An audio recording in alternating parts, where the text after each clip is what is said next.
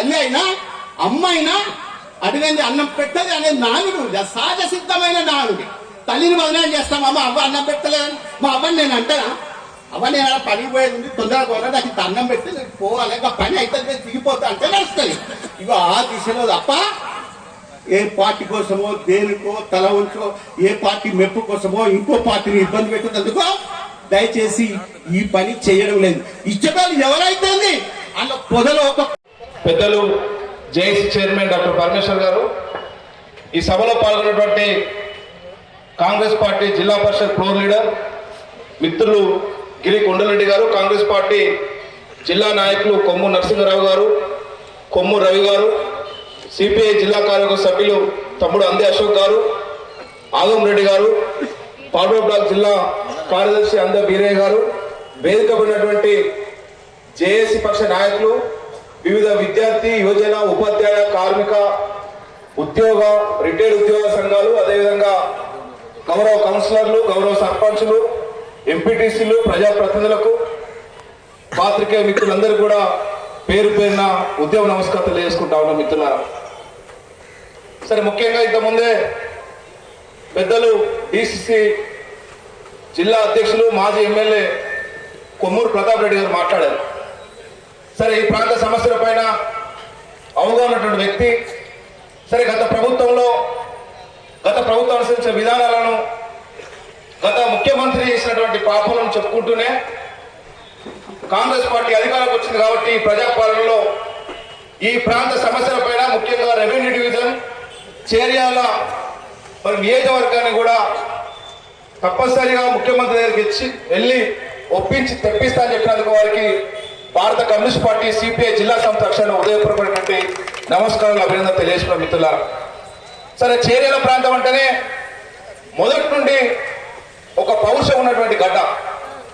గతంలోనే ఈ దేశానికి 1947 ఆగస్టు 15వ తేదీన స్వతంత్రం వచ్చినప్పటికీ ఇక్కడ ఉన్నటువంటి నిజాం నిరంకుశ పాలన, ఈ దేశానికి స్వతంత్రం వచ్చిన ఈ ప్రాంతాన్ని హైదరాబాద్ సంస్థలని విలీనం చేయకుండా మొండికేసినటువంటి నిజాంను మెడలు వచ్చి వంగి దండాలు పెట్టినటువంటి చేతులతోటే బందూకులు పట్టించి ఈ గ్రామ పొలిమేర నుంచి తరిమితనినటువంటి ఒక గొప్ప చరిత్ర ఈ ప్రాంతం అని చెప్పి సందర్భంగా గుర్తు చేస్తా ఉన్నారు. ఈ పక్కన ఉన్నటువంటి వీర బైరాన్పల్లి, మద్దూరు, లత్తూరు, కూటిగలటువంటి అనేకమైనటువంటి చైతన్య గ్రామాల వల్లనే మరి అప్పటి రజాకారులను తరిమినటువంటి ఒక పోరాట పటిమగలటువంటి ప్రాంతం చేర్యాల ప్రాంతం.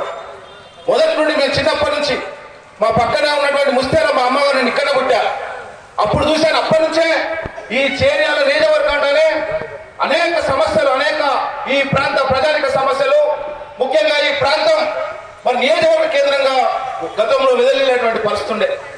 కానీ నియంత కేసీఆర్ వచ్చిన తర్వాత నిజంగా తెలంగాణ ఉద్యమం వస్తే, తెలంగాణ రాష్ట్రం సాధించుకుంటే కాళ్ళడ్డం పెడితే నీళ్ళు వస్తాయి, మన పిల్లలకు ఉద్యోగాలు వస్తాయని చెప్పి నమ్మి తెలంగాణ ఉద్యమంలో బరిగీసి అనేకమైనటువంటి సబ్బండ వర్గాల వల్ల తెలంగాణ రాష్ట్రం సాధించుకున్న తర్వాత మరి కేసీఆర్ ముఖ్యమంత్రి అయిన తర్వాత ఈ ప్రాంతం నిజంగా అభివృద్ధి చెందుతుందని చెప్పి మనం అందరూ ఆకాంక్షించాం. ఇంతకుముందే పెద్దలు చెప్పినట్టు ఈ ప్రాంత నీళ్లు పూర్తిగా దోసుకుపోయినటువంటి పరిస్థితి. ఈ ప్రాంతాన్ని పూర్తిగా అస్తిత్వం చేసి ఈ ప్రాంత అభివృద్ధికి పూర్తిగా వెనుకబడతానని గురి చేసేటువంటి పద్ధతుల్లో ఈరోజు రెవెన్యూ డివిజన్ కీలకంగా మారినటువంటి వారు చెప్పినట్టుగా మహిళలు చాలా మంది వచ్చారు ఇక్కడికి. మరి తోల రాజేశ్వరి గారికి, రేష్మ గారికి, లత గారికి, లలిత గారికి, జయ గారికి, విజయలక్ష్మి గారికి, కనకలక్ష్మి గారికి, ముఖ్యంగా ఈ సమావేశాన్ని తన తీయటి స్వరంతో ఇంపైన మాట చెప్పినటువంటి మా అన్నగారు కృష్ణారావు గారికి, టీచర్ రిటైర్డ్ టీచర్ రిటైర్ కాలే ఇంకా టీచర్ వెంకటరమణ గారికి, మా గురువు గారు నారాయణ రిటైర్డ్ టీచర్ గారికి, చేర్యాల కౌన్సిలర్స్కు, మరి ఈ దీక్షకు వచ్చేటువంటి 4 మండలాల నుంచి వచ్చినటువంటి సోదరమణులకు, పెద్దలకు అందరికీ కూడా నా హృదయపూర్వక నమస్కారాలు తెలియజేస్తున్నా. ఎవరైనా మిస్ అయితే అనేది భావించకూడదు. తర్వాత ఈరోజు నాకు మహబూబ్నగర్ లో ముఖ్యమంత్రి గారి సభ ఉంది. మహబూబ్నగర్కి నేను 4 గంటల వరకు పోవాలి. మరి దానికంటే ముఖ్యం ఇది అనుకొని రెవెన్యూ డివిజన్ కొరకు ఏర్పాటు చేసినటువంటి ఈ సభకు రావడం జరిగింది. మరి గౌరవ పాత్రికేయులకు కూడా నా హృదయపూర్వక ధన్యవాదాలు తెలియజేస్తున్నా. రెవెన్యూ డివిజన్ చేర్యాల ప్రాంతం మీకు అందరికీ తెలుసు. పెద్దలు కృష్ణారావు గారు చెప్పారు చేర్యాల ప్రాంత ముఖ్యం ఇంపార్టెన్స్ ఏందనేది. నిజాం కాలం నుంచి కూడా చేర్యాల ప్రాంతానికి ప్రత్యేక ఉనికి ఉన్నది. ఇక్కడ ప్రజలకు కూడా ప్రత్యేక ఉనికి ఉంది. ఇక్కడ ప్రజలందరూ కూడా ఉద్యమకారులు. ఎక్కడ ఏ చోట అన్యాయం జరిగినా కానీ ఇక్కడ మన ప్రాంతంలో ప్రజలందరూ కూడా ముందుకు వచ్చి ఉద్యమం చేసి నిరసన తెలిపిన రోజులు ఉన్నాయి. మరి ఆ చాతుర్యం అంతా మొన్న జరిగిన ఎన్నికల్లే మర్చిపోయారు. అంతా బలహీన పడిపోయారు. అన్నయ్య చెప్పినట్టుగా చాలా బలహీన పడిపోయారు. ఎమ్మెల్యే ఎన్నికల్లో బలహీన పడ్డారు. మళ్ళీ 2 నెలల లోపల ఎంపీ ఎన్నికల వరకు తేలుకున్నారు. ఎమ్మెల్యే ఎన్నికల్లో 7,000 ఓట్లు మైనస్, ఎంపీ ఎన్నికల్లో 40,000 ప్లేస్లు మనం ఎంపీకి ఇచ్చినాం జనగాం నియోజకవర్గం నుండి. దీనికి పరిస్థితులు ఏంటో కారణాలు ఏంటో ఎవరికి అందుబాటు కానీ కొంతమందికి తెలుసు. నేను ముఖ్యంగా గెలిచినా ఓడినా ప్రజాప్రతినిధిగా ఉన్నా లేకున్నా నేను ఈ ప్రాంతం మీద పుట్టిన కాబట్టి ఈ ప్రాంత అభివృద్ధికి ఎల్లవేళ నా వంతు కృషి ఉంటుందని చెప్పి సందర్భంగా తెలియజేస్తున్నా. నేను సెక్రటరియట్లో ఉద్యోగం చేసిన రోజుల్లో కూడా లతులు నుండి ఒక రోజు వచ్చారు. మేము ప్రైవేట్ ఇంటర్మీడియట్ పెట్టుకున్నాం, మాకు ల్యాబ్ లేదు అని వస్తే 98-99లో 60,000 6,000 పెట్టి నేను ల్యాబ్ ఇప్పించిన. అక్కడ వాళ్ళు ప్రతాప్ ల్యాబ్ అని పెట్టుకున్నారు ఆ జూనియర్ కాలేజీలో. ఎప్పుడైనా కానీ ఎవరైనా కానీ మనం పుట్టిన గడ్డను మర్చిపోవద్దు, మన కన్న తల్లిదండ్రులను మర్చిపోవద్దు, మనకు చదువు చెప్పిన గురువులను మర్చిపోవద్దు. ఈ 3 చేస్తే మనం తప్పకుండా అభివృద్ధి అవుతాం. మరి ఇంత మారుమూల ప్రాంతంలో పుట్టి ఎన్ని కష్టాల్లో ఎదుర్కొని చదువు పూర్తి చేసుకొని నా సొంత తెలివితేటలతో పరీక్షలో పాస్ అయ్యి సెక్రటరియట్లో ఉద్యోగం సంపాదించినా కానీ నేను ఎవరినో ఉద్యోగం ఇవ్వని పోలే, ఎవరినో చదువుకోవడానికి డబ్బులు ఇవ్వని పోలే.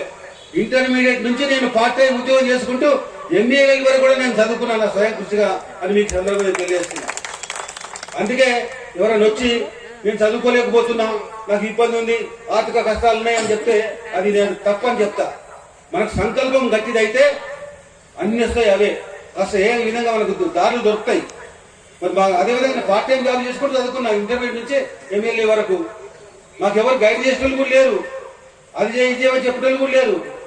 అన్ని భగవంతుడు ఇచ్చినటువంటి తెలివితేటలోని మరి ముందుకు పోయి ఈరోజు 2001 నుంచి ఈ ప్రాంత ప్రజలకు తెలంగాణకు సేవ చేసే అదృష్టం దొరికిందని చెప్పి నేను భావిస్తున్నా. తెలంగాణ ఉద్యమంలో చేర్యాల ప్రాంత ప్రజలది, మనది, నాది కీలకమైన పాత్ర. మనం లేకపోతే తెలంగాణ ఉద్యమమే లేదు, ఆ కేసీఆర్ లేడు, వాడు ముఖ్యమంత్రి అయ్యేది లేదు. ఇది ఏంటంటే అనుమానం లేదు. 2001లో జూన్ 3 తారీఖు నాడు ఫస్ట్ ఆ మహానుభావుని హెలికాప్టర్ తీసుకొచ్చి ఇక్కడ పెద్ద సభ పెట్టిన. ఈ సభ చాలా సక్సెస్ అయింది. 60,000 మంది వచ్చి ఎంతో విజయవంతం చేశారు. దాంతో జనగాం పోయింది, జనగాం నుంచి వరంగల్ పోయింది, వరంగల్ నుంచి కరీంనగర్ పోయింది, కరీంనగర్ నుంచి నిజామాబాద్ పోయింది. కానీ సిద్దిపేట మాత్రం ఎవరు ఒప్పుకోలే. సిద్దిపేట అందరూ నిరాకరించారు ఉద్యమాన్ని, ఆ నాయకత్వాన్ని. మనం నమ్మినాం. తెలంగాణ రావాలనే కోరికతోని ఎవరైనా పర్లేదు నమ్మి ఏదో అధికారం ఇస్తే మరి తెలంగాణ ఇచ్చింది మనకు సోనియా గాంధీ, కాంగ్రెస్ పార్టీ.